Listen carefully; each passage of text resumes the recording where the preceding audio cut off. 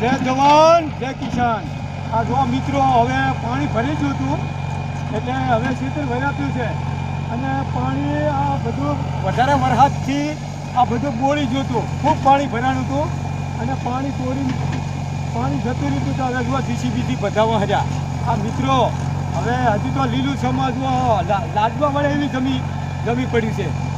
આ અમારે ભાઈ સરપંચની જ જમીન છે અને ખૂબ નુકસાન ગણો ને કે ચોમાસે ખૂબ નુકસાન આવ્યું છે આ પાણીનું ખર્ચી. તો હવે તો શું વાવેતર કરવું? હવે તો બાજરી જ વવાય, બીજું કંઈ વવાય નહીં. હવે બાજરી વાવશે ત્યારે બીજું શું થાય? તળ બાવા પડ્યા ભાઈ, બીજું બધી બાજરી હતી, તલ હતા, આ બધું સાફ થઈ ગયું.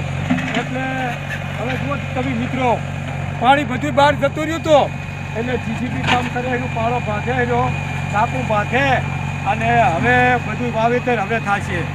તો જય કિસાન જય જવાન.